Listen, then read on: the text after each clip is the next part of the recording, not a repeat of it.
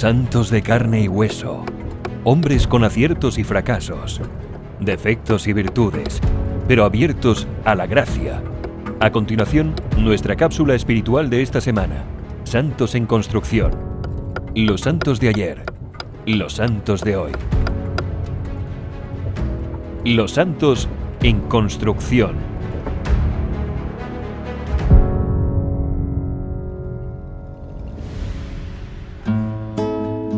Dios nos ve de forma distinta como nosotros mismos nos vemos y a cómo nos perciben los demás. Él no ve las apariencias, a diferencia de nosotros no se deja impresionar por nuestras habilidades o atributos o las máscaras con las que intentamos engañar al mundo. Él ve nuestros corazones, sabe de nuestros pecados y debilidades, pero a pesar de estos ve en nosotros los santos en potencia que podemos llegar a ser con su ayuda.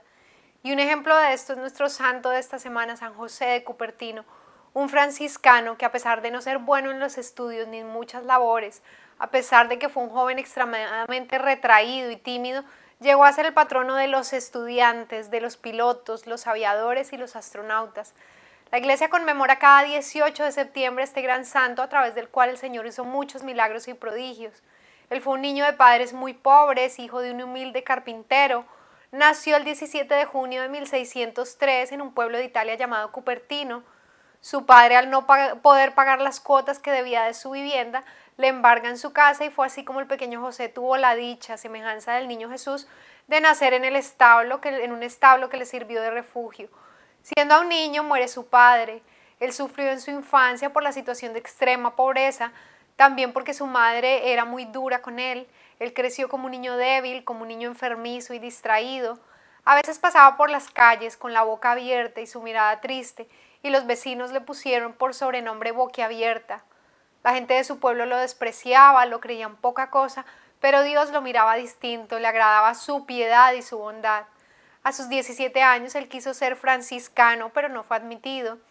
Pidió entonces que lo recibieran en los capuchinos y fue así como fue aceptado como hermano lego, pero después de 8 meses fue expulsado porque era algo torpe y distraído. Él dejaba caer los platos cuando los llevaba al comedor, se le olvidaban los oficios que le habían puesto. Parecía que estaba siempre en las nubes, y sí que lo estaba, siempre estaba pensando en otras cosas, en las cosas de Dios. Al verse nuevamente desechado, el joven busca refugio en la casa de un familiar suyo, pero al poco tiempo este lo echa a la calle por considerar que el muchacho pues no era bueno para nada. Se enfrenta de nuevo con el rechazo, esta vez de su madre, quien, para no quedarse con él, le rogó insistentemente a un pariente franciscano para que lo recibiera como mensajero del convento. Allí sucedió un cambio radical del chico, quien se volvió muy diligente. Por su amabilidad y humildad se ganó el cariño de sus compañeros, quienes lo animaron a hacerse sacerdote, lo pusieron a estudiar para presentarse al sacerdocio, pero le sucedía que cuando él iba a presentar los exámenes se ponía muy nervioso, no era capaz de responder. Al llegar a uno de sus exámenes finales, el pobre fray José, la única frase del evangelio que era capaz de explicar completamente bien era aquella que decía: bendito el fruto de tu vientre Jesús. ¿Y cuál sería su sorpresa cuando al empezar el examen el examinador le dice: voy a abrir la Biblia y la primera frase que salga será la que tiene que explicar? Le salió precisamente la única frase que Cupertino se sabía. El día del examen final, como diosidencia, sucedió que pasaron los primeros 10 aspirantes para ser examinados por el obispo y respondieron tan bien a todas las preguntas que justo antes de tocarle a José su turno, el obispo suspendió el examen diciendo que no continuaría examinándolos a todos porque todos estaban muy bien preparados. Así fue como él pudo ordenarse sacerdote con la ayuda de Dios en 1628. Él sabía que no tenía las cualidades especiales para predicar ni para enseñar, pero suplía esas diferencias ofreciendo grandes penitencias y oraciones para ganar almas, para convertir a los pecadores. Se dedicó con un gran esfuerzo a los trabajos manuales del convento, que era para lo único que se sentía capacitado. Creció en humildad, se llamaba a sí mismo el asno de Dios o fray burro.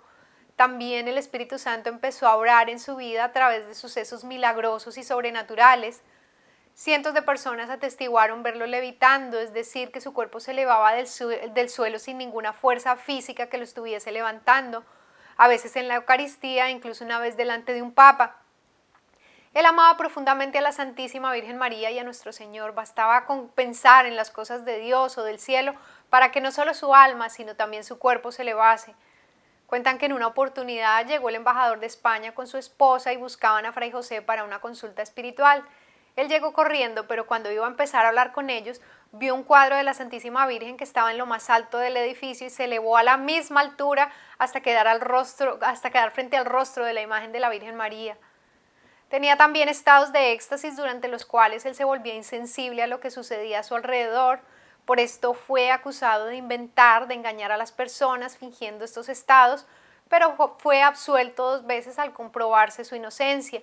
Tenía el don de leer los corazones y de la bilocación, es decir, de poder estar en 2 lugares al mismo tiempo, el don de la contemplación, de la sanación, de exorcizar demonios, de multiplicar la comida, el don de profecía, de tocar a las almas para la conversión.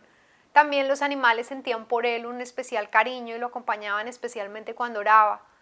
Era además un buen confesor y cuando confesaba se daba cuenta de lo que atormentaba a los penitentes. Fue siempre un santo en el que Dios derramó una abundancia de dones sobrenaturales incontables, los cuales él siempre se los acreditaba a la intercesión de la Santísima Virgen María. Por todos estos prodigios sobrenaturales que le sucedían, le fue prohibido celebrar la misa en público, ir a rezar en comunidad con los otros religiosos. Fue enviado en sus últimos años a conventos muy alejados donde no pudiera tener contacto con la gente. Sin embargo, las personas descubrían dónde él estaba y le seguían. El día de la Asunción de la Virgen, en el año 1663, un mes antes de su muerte, celebró su última misa y estando celebrando quedó suspendido por los aires frente a muchos testigos. A todos los que le consultaban problemas espirituales él les aconsejaba rezar, no cansarse nunca de rezar, que Dios no es sordo ni el cielo es de bronce, todo el que pide recibe. Murió el 18 de septiembre de 1663 a los 60 años. Y pidamos ahora a Dios Padre, por intercesión y ejemplo de este santo, que entendamos que todos nuestros triunfos vienen de Dios, que es el Señor quien nos da la inteligencia, las fuerzas y los medios para conseguirlos, que siempre sepamos darle la gloria a Dios, que tengamos al igual que Él la virtud de la humildad y sepamos agradecer las bendiciones de Dios en nuestra vida. Yo me despido, los dejo y los espero aquí en una nueva cápsula más de Santos en Construcción por Inmaculada TV. Bendiciones.